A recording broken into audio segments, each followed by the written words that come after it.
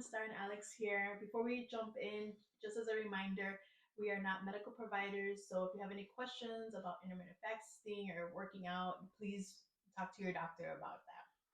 All right, so let's go ahead and jump right in. In the beginning of the year, Alex and I we decided to start a 21-day challenge and see where it would take us. It consisted of intermittent fasting for 21 days, alternate day fasting for 21 days. And you want to share a little bit more how it went? Yeah, so what we did is one day we wouldn't eat, and then the next day we would. So it's pretty easy. One day you eat, one day you don't. So incorporated walking. I would say cardio, but it was more of a slow walk. It was a little struggle there. All right, it's day one. Are you excited, Bones? Yeah. Okay, here we go. Day one. And then lifting weights as well. So sometimes we would go to the gym that's close to us. Other times we would just work out in the garage, but just some kind of resistance type of workout. Yes, on the first day, right? Yeah, On the first day we weighed ourselves, and with the same scale, I weighed in at 368. So I was pretty high up there. Yeah, and then I was 233. Yeah, so and I guess we could kind of share how long we were at that weight, right? Like, how did we get there? yeah. So I started doing the calculations, and pretty much since COVID started ish, like I think like 2020 or something, uh, it was like very slow, like 1 to 2 pounds, or maybe even 1 pound a week, pretty much every week. Next thing you know, it crept up, and we're here. Probably doesn't help that we work from home, so we're always in joggers. For him, 368, and then for me, 233. So you want to start with our diet? Yeah, so I mentioned that it was one day we ate, one day we didn't, but pretty much on the days that we ate, we try to keep it at real food, just stuff that wasn't processed. So we try to eat inside as much as possible at the house instead of eating out at restaurants.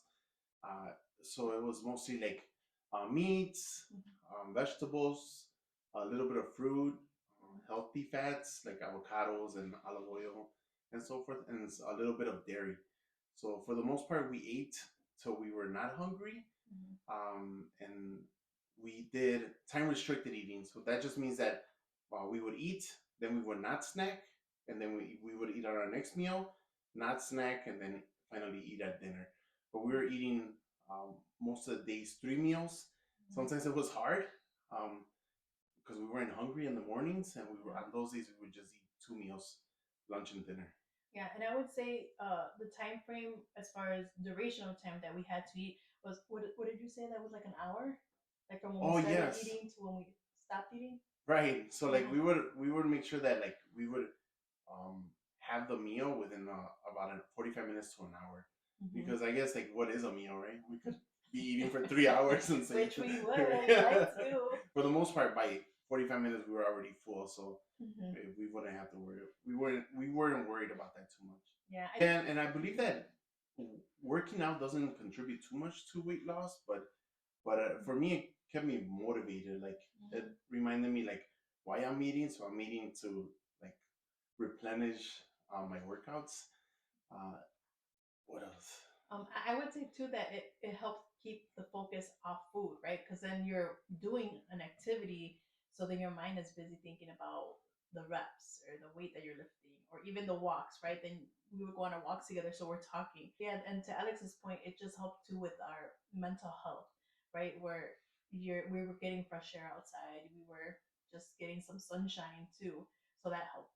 Yeah, I find lifting weights very relaxing, so it allowed me to go out, like not take a break from work during that time and just moving and doing something. Yeah, and especially being behind a screen, as Alex mentioned, we both work from home. So being behind a screen for so many hours a day, it's good to break up our day with these workouts and the walks. Yeah, not to sound cliche, but sometimes I like on the eating days, I feel like, oh, I'm using the food as fuel for my workout. Um, Even though I'm sure I have a lot of stored fuel that I need to get. We got fuel, you guys. We got fuel. But it felt good to like know, like, oh, I'm eating this chicken to sustain the heavy lifting that I just did. Yeah, and I think that helps motivate, you Yeah. specifically, right? To keep going below to see what helps you stay motivated when you're Yes. working out. because we're always looking for tips because this is something new for us as far as being consistent. Yeah. So, mhm.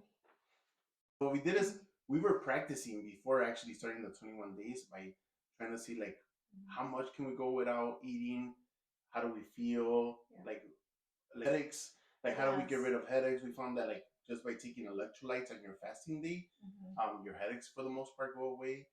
And we ramped up like prior to starting the 21 days. Yeah, don't get discouraged if you don't do a whole 24-hour the first day. I mean, for us, we started off, as Alex mentioned, a few. I would say maybe at the end of last year, like November, December-ish.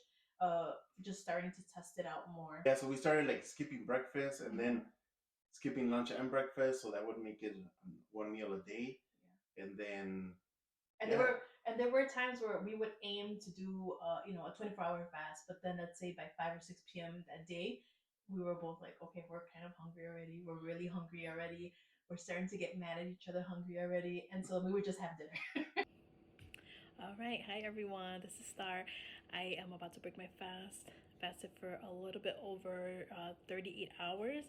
I'm eating some eggs, some bacon, some cheese, some aguacate, and these almond flour tortillas, and also my cucumbers with tahini, lime, and all the good stuff. So I'm excited to dig in. I'll be honest, last night I was really hungry. but I made it through. So yeah, so excited to dig in. And then I'll keep posting the food that I'm eating throughout the day.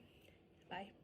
For me, one of the things that I had some like knee and leg pains for a few days, and I noticed it more like going up and down the stairs because my office is downstairs, and I would go upstairs to like get coffee and stuff. And after a few days, like it just went away. It's not like I did anything. Maybe the workouts, but it's not like I was. In a few days, I had only worked out once. Too, it was that we used training wheels for our fast, so that was helpful. And what does that mean? So for us, for example, we would use heavy cream in our coffee. So that was on the first week. On the first week, yeah, and that was helpful for us because it just kind of tapered some of our hunger.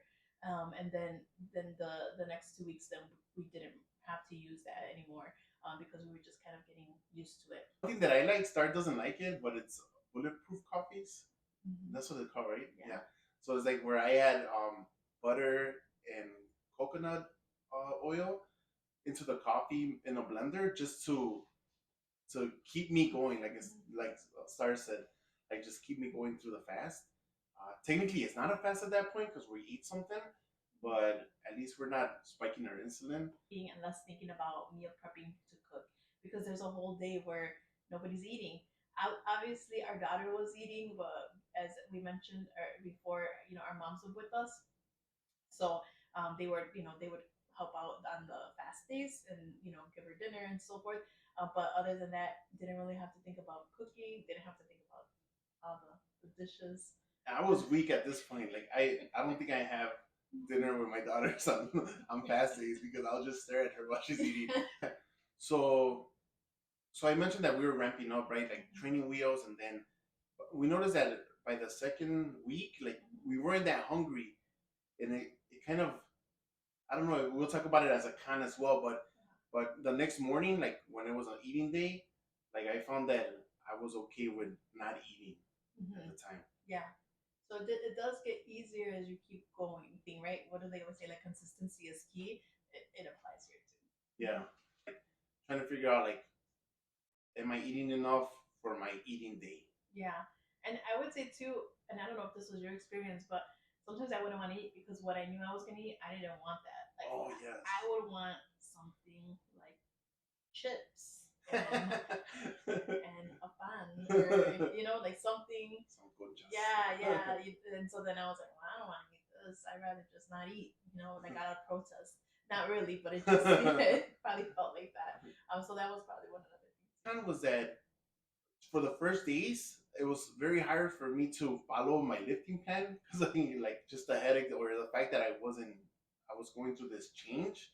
I was too busy focusing on not eating that I didn't want to focus on lifting weights. Like your mindset was just on, I want to eat food. So we did a lot of like just show up. So like Mhm. we would just show up and it would be a weak workout, like a workout that I wouldn't call it a failure, but Yeah. at least I was moving and doing something. I mean, I'm not gonna lie. Sometimes I went to the garage and I just turned on the lights, sat there, and was like, "Look, I showed up.